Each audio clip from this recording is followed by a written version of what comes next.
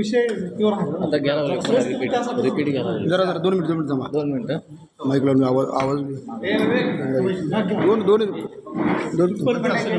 घेऊया परत कशाला 2 मिनिट थांबा. काय परिस्थिती आदिनाथ थांबा गडबड करू नका.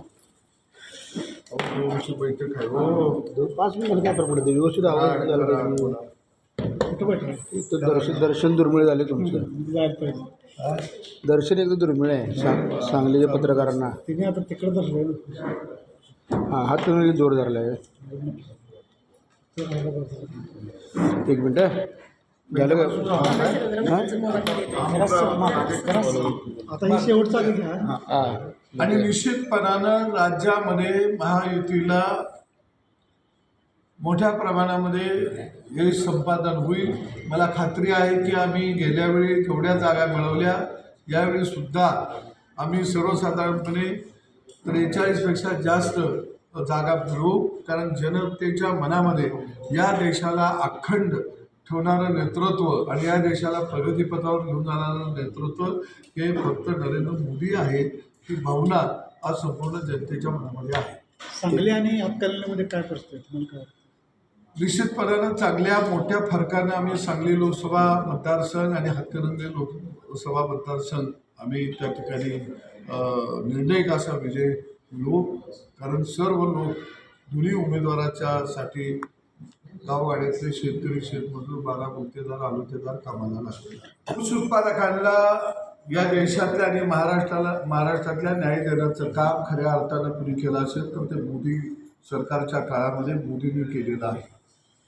एकंदरीत स्वतःला शेतकऱ्याचा नेता म्हणून बिरोबरी लावून मिरवणारे शरद पवार यांनी ऊस उत्पादक शेतकऱ्यांची ऊसाची कांडी ही सोन्याच्या भावात न्यायच्या आणि भंगाराच्या भावामध्ये शेतकऱ्याकडून घेतली आणि शेतकऱ्याला देशोधडी झाला. 11 वर्षापेक्षा जास्त ते देशामध्ये कृषीमंत्री असताना राज्यामध्ये मुख्यमंत्री असताना सुद्धा इथेनॉल मिश्रितचा निर्णय मात्र त्यांच्या काळामध्ये घेतला गेला नाही. मोदी सरकार सत्तेवरती आल्यानंतर इथेनॉल मिश्रित डिझेल पेट्रोलचा निर्णय घेतला आणि तो 12% घेऊन गेले. पवारांच्या काळामध्ये इथेनॉलचं मिश्रणचं प्रमाण हे फक्त 1.5% होतं आणि त्यांच्या काळामध्ये सर्वसाधारणपणे जर आपण बघितलं तर 35 ते 38 लाख लिटरपर्यंत इथेनॉलचं मिश्रण व्हायचं पेट्रोलियममध्ये.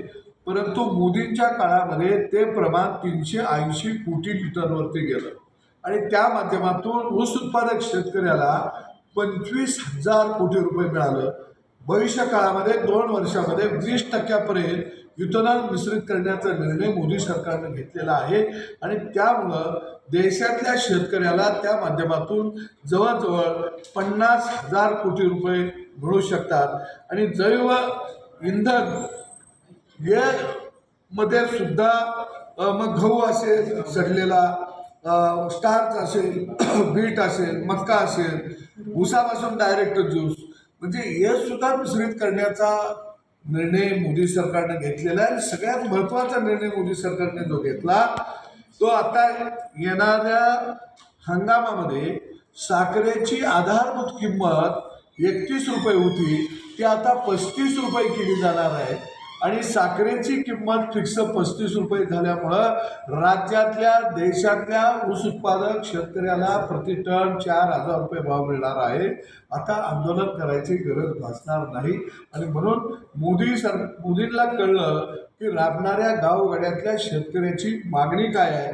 पण ही मागणी जे स्वतःला शेतकऱ्याचे नेते म्हणवतात त्यांना मात्र निश्चितपणानं शरद पवारांना कळू शकली नाही आणि म्हणून राज्यातला ऊस उत्पादक शेतकरी हा निश्चितपणानं मोदी सरकारच्या पाठीशी भक्कमपणानं उभा राहिला.